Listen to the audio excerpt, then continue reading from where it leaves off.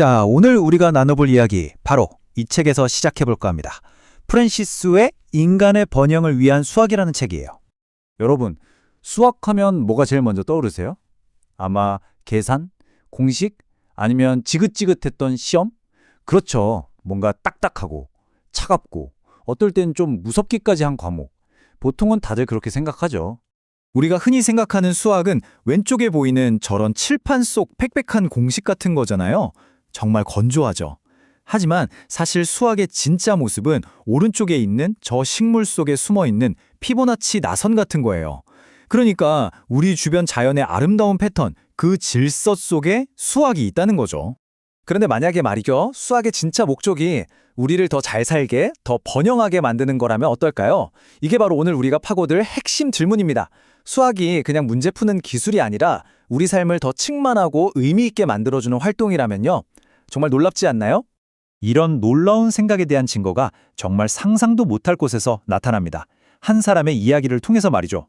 모든 게 통제되고 억압된 공간, 바로 감옥이죠. 그런데 정말 아이러니하게도 바로 이곳에서 한 남자가 수학을 통해 진짜 자유를 찾아내요. 그의 이름은 크리스토퍼 잭슨. 그는 수학을 공부하면서 나라는 존재가 아직 가치 있구나 하는 걸 깨닫고 갇혀있는 현실 너머에 무한한 세계를 탐험하게 됩니다. 그의 경험만큼 수학이 가진 힘, 사람을 바꾸는 그 힘을 생생하게 보여주는 것도 없을 거예요. 그리고 이 크리스토퍼와 편지를 주고받으면서 그의 놀라운 여정에 영감을 준 사람이 있었어요. 바로 이 책, 인간의 번영을 위한 수학을 쓴 프랜시스 수 교수입니다. 수학자인 그는 이렇게 말해요. 수학은 몇몇 똑똑한 사람들만의 것이 아니라 우리 모두를 위한 겁니다. 라고요. 자, 그럼 다시 처음 질문으로 돌아와서 수학은 도대체 뭘 위한 걸까요?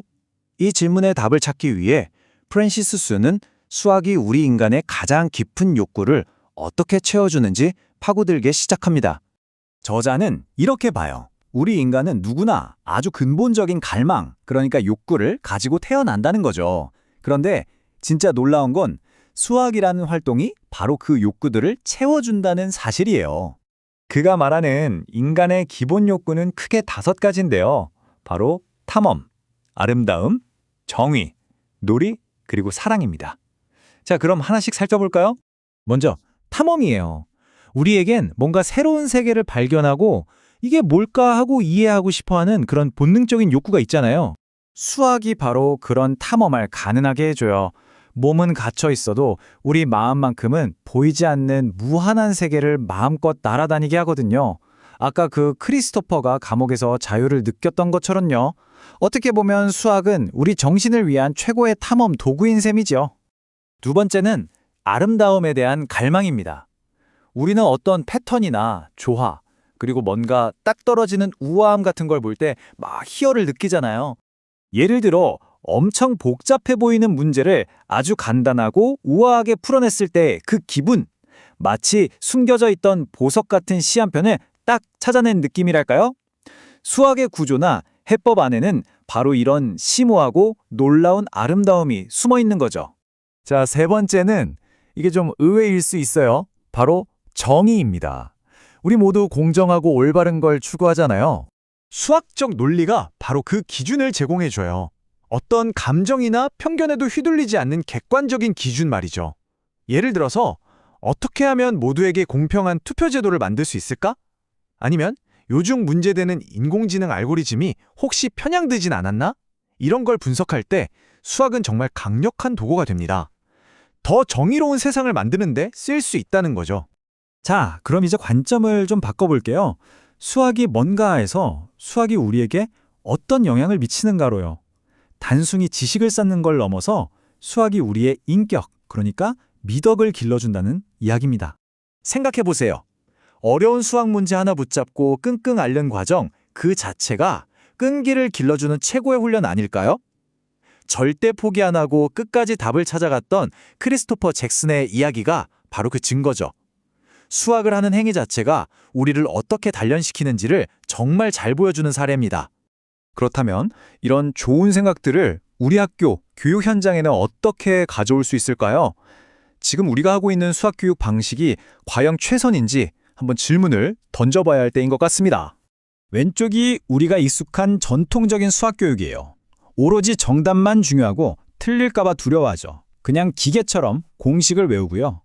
반면에 프랜시스 수가 말하는 인간 중심 수학은 오른쪽과 같아요. 정답도 중요하지만 그 과정에 더 집중하고 실패는 배움의 기회라고 생각해요. 공식을 외우기보다 그 안에 숨은 아름다움과 철학을 탐구하죠. 그러니까 핵심은 수학을 억지로 해야 하는 숙제에서 스스로 하고 싶은 탐험으로 바꾸는 겁니다.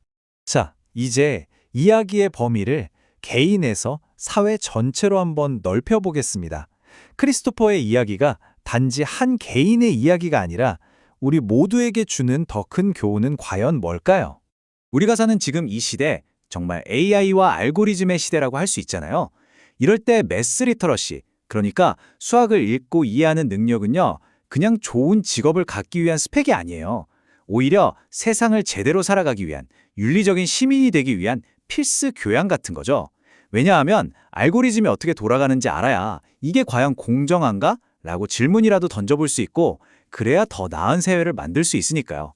결국 이 이야기가 우리에게 던지는 가장 강력한 메시지는 바로 이거예요.